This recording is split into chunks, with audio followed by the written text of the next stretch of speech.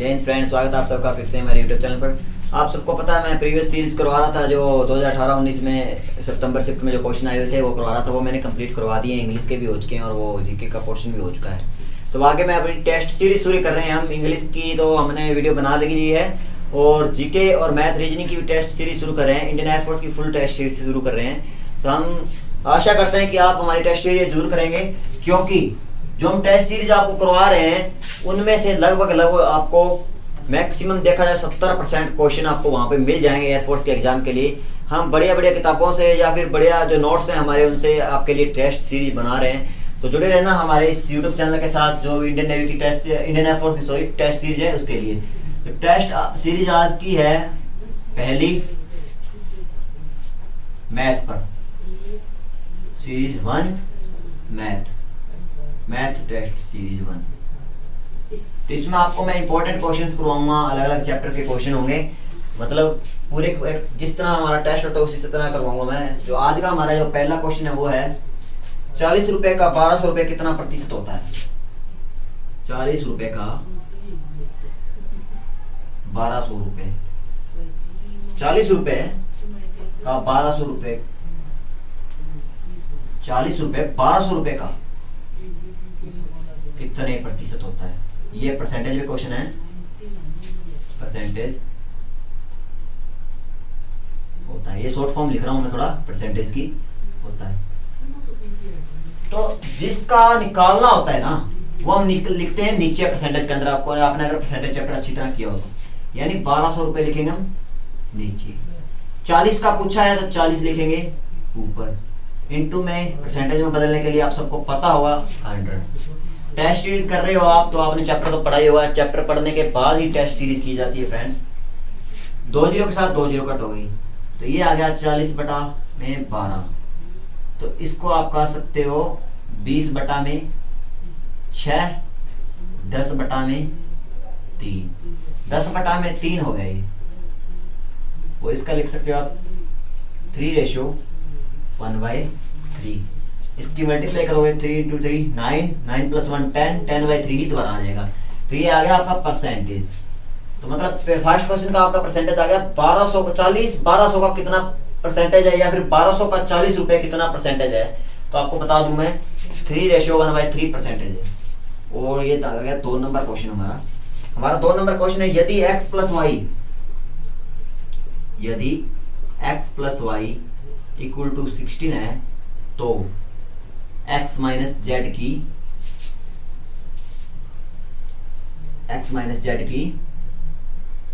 Value, x - z की value ये आपने पास इक्वेशन दे रखी है। तो इधर से आप क्या करो, ये इक्वेशन दे रखी है, फास्ट हो गई अपने पास।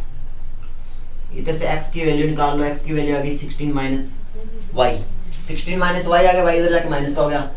अपने को किसकी वैल्यू निकालनी थी, x - z, x - z की वैल्यू निकालनी थी। इक्वल टू रख लो आप x - z की वैल्यू।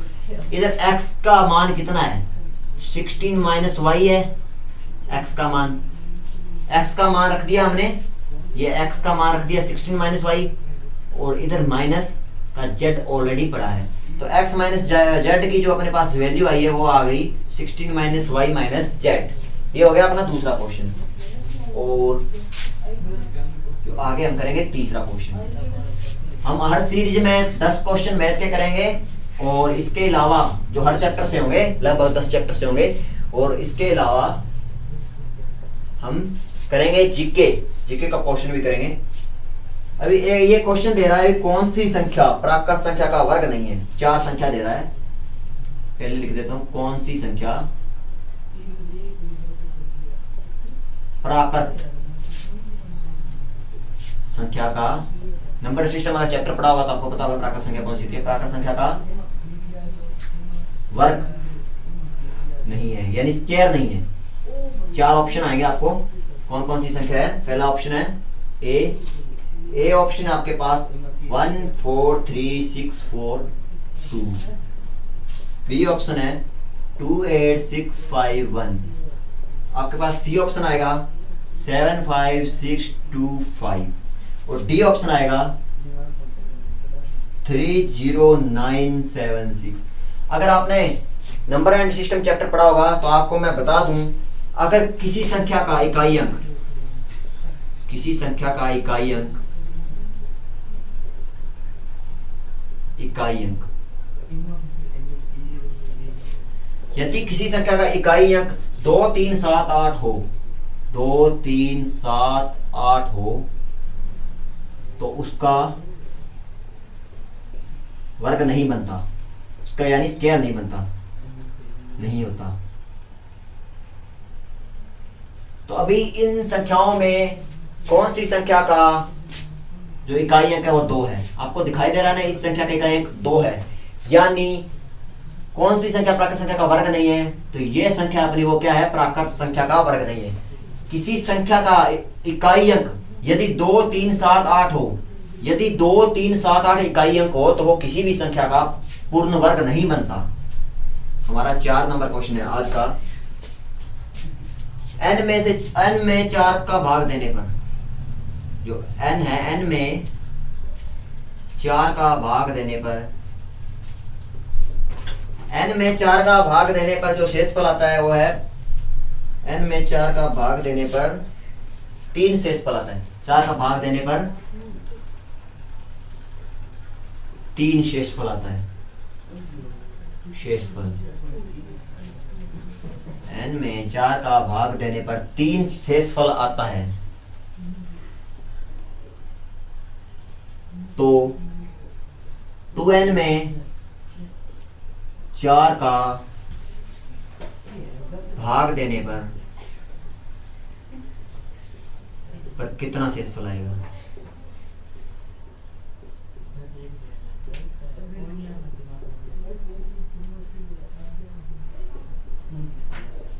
तो इसने गिवन क्या दिया है, n में 4 का भाग देने पर कितना शेषफल आता है? 3 शेषफल आता है। यानी n में 4 का भाग देने पर जो शेषफल आता है वो आता है, कितना शेषफल आता है? 3।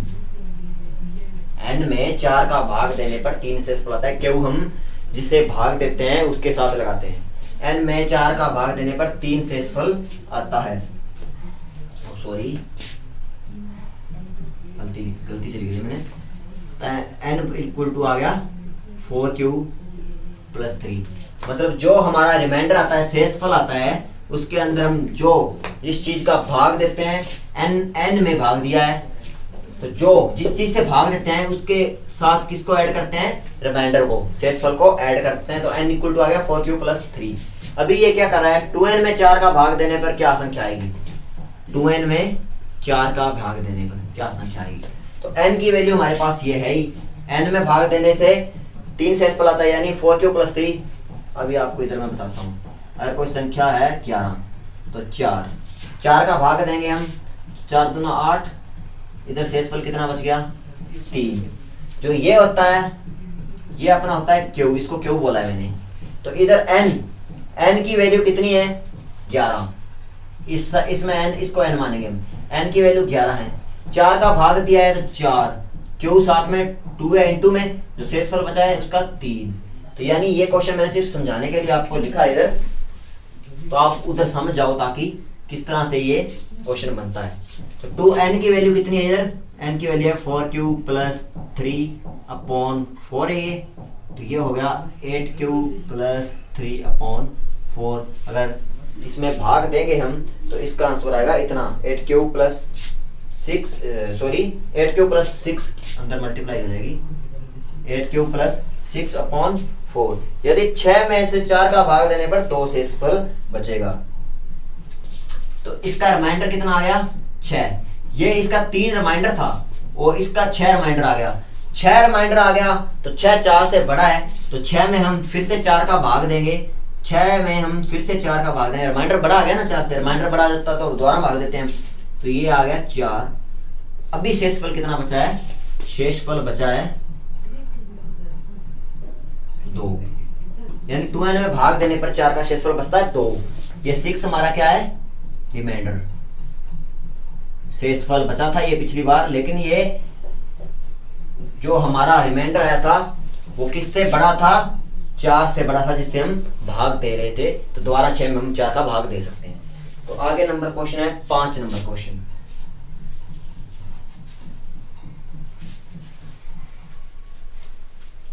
हमारा 5 नंबर क्वेश्चन मैं बताता हूँ आपको क्या है, ज्यादा टफ नहीं है फ्रेंड्स क्वेश्चन ये। 5 नंबर क्वेश्चन है, 3 क्रमागत विषम संख्याओं का योगफल 45 हो तो सबसे बड़ी संख्या। क्रमागत यानी क्रम में, क्रमागत विषम संख्याएं, संख्या का योग 45 हो तो सबसे बड़ी संख्या कौन सी है? बड़ी संख्या फाइंड करनी है अपने को। तो मान लेते हैं, लेट कर लेते हैं 3 संख्याएं x, x प्लस 2 और x प्लस 4, ये 3 संख्याएं मान ली हमने। अब ये क्या कह रहा है, इन तीनों संख्याओं का योग कितना बता रहा है ये? x, x plus 2, x plus 4, इन तीनों संख्या का योग बता रहा है ये 45। x x x ये हो गया 3x, 4 और 2 6 इक्वल टू 45। इधर कर देता हूं मैं, तो ये 6 उधर जाकर क्या हो जाएगा, माइनस हो जाएगा। 45 में से 6 गए 39, तो इधर x की वैल्यू कितनी आ जाएगी? 39 प्लस 3, 39 प्लस 3 x की वैल्यू कितनी आ जाएगी? ये सॉरी, ये इधर 45 था, 45 में से 6 गए 39, 39.3 ये हो गया 13। हाँ 13 ही होता ना, 13 हो गया। तो सबसे बड़ी संख्या हमने कौन सी मानी थी? सबसे छोटी x, फिर x प्लस 2, सबसे बड़ी मानी थी x प्लस 4। इसमें x की वैल्यू कितनी है? 13, 13 प्लस 4, सबसे बड़ी संख्या हमारे पास कौन सी आ जाएगी? 17। ये आ गई 17, तो ये कितनी आ जाएगी? 15, और ये कितनी आ जाएगी? 13। इन सबका जोड़ करके देखो, 17 प्लस 13 कितना होता है? 30, 30 प्लस 15 होता है 45, यानी तीनों का जोड़ भी 45 होता है। यही हमने क्वेश्चन में हमें दिया था, गिवन 45 होगा। 6 नंबर क्वेश्चन है आगे हमारा। 6 नंबर क्वेश्चन है, 666 रुपए की किसी वस्तु को 770 रुपए में बेचा जाए तो प्रतिशत लाभ। 60 रुपए की चीज को, 666 की चीज को 770 में बेचा तो परसेंटेज लाभ, तो प्रतिशत लाभ कितना होगा? प्रतिशत लाभ कितना होगा? इस क्वेश्चन का आंसर बता दूं आपको। अपना कॉस्ट प्राइस कितना है? 666 और सेलिंग प्राइस 777, तो इधर प्रॉफिट कितना निकल रहा है अपना? प्रॉफिट निकल रहा है अपना 111। आपको पता होगा अगर प्रॉफिट परसेंटेज निकालने का फॉर्मूला, तो ठीक है, नहीं तो मैं बता देता हूँ। प्रॉफिट परसेंटेज का निकालने का तरीका होता है profit upon cost price into 100। तो प्रॉफिट परसेंटेज आ गया अपना, प्रॉफिट पीपी लिखा है मैंने शॉर्ट फॉर्म में, प्रॉफिट परसेंटेज आ गया अपना। प्रॉफिट कितना है अपना? 111, और कॉस्ट प्राइस अपना 666 इनटू में 100। ये इससे कट गया 6 पे, और 6 को 100 से काटोगे तो आ जाएगा अपना 16.2/3%। तो इसका जो लाभ है हमारा वो आ गया 16.2/3%।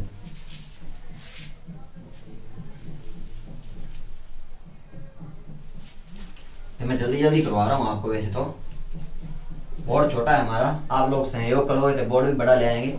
अभी वीडियो ज़्यादा ग्रोथ नहीं कर रही है, जब वीडियो ज़्यादा ग्रोथ करेगी तो हम आपके लिए बोर्ड भी ले आएंगे बड़ा। ये अगला क्वेश्चन है, एक वस्तु को 100 में खरीद कर 150 में बेचा जाता है, प्रतिशत लाभ।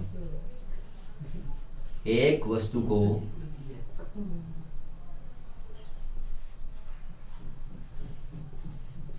100 में खरीद कर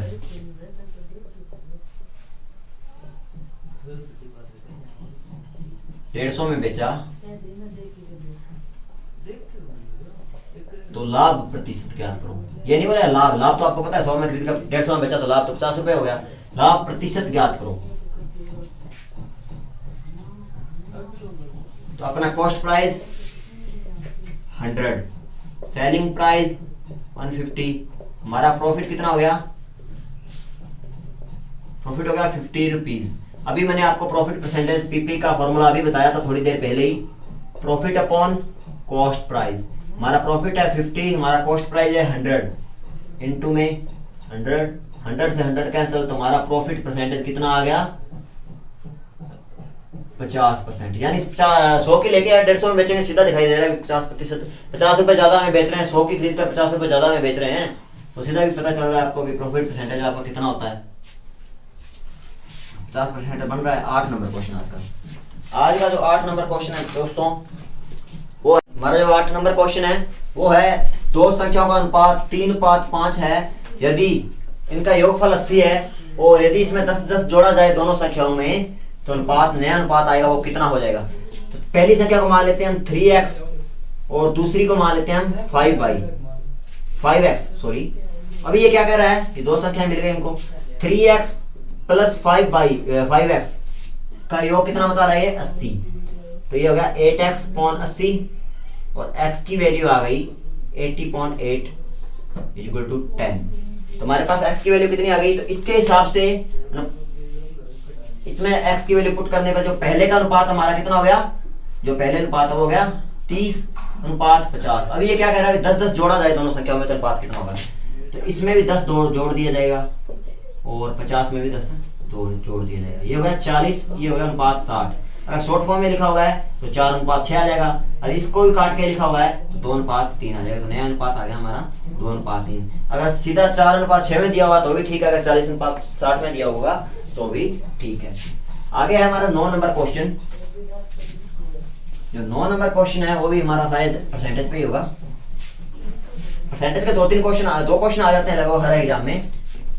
अगला क्वेश्चन है ए की आय बी की आय से 20% अधिक है। ए की आय बी की आय से 20% अधिक है, तो बी की आय ए से कितने प्रतिशत अधिक होगी। यदि यानी ये क्या बोल रहा है, देखो हम ए और बी लिख लेते हैं क्वेश्चन के अंदर, सॉरी हमारा ये ए और बी।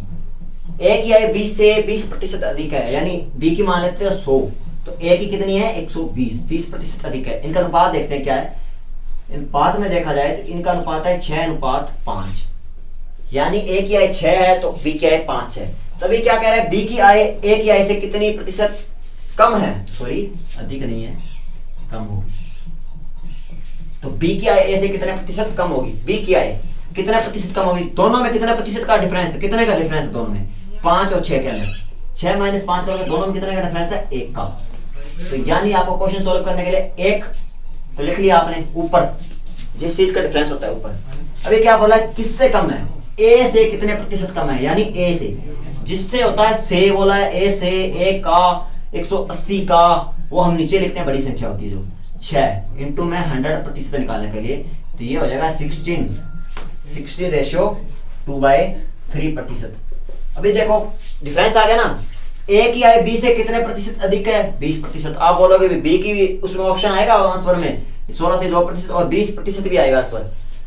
आपको लगेगा ए बी से कितना ज्यादा है 20%, तो पूछेगा बी ए से कितना कम है, तो आपको लगेगा ए से बी 20% ज्यादा है, तो बी भी ए से 20% ही कम होगा, ये लगेगा आपको। लेकिन नहीं, अगर ये पूछा जाए बी ए से कितना कम है, तो बी ए से 16 से 2/3% कम है, लेकिन ए बी से 20% ज्यादा है, उल्टा हो गया ये।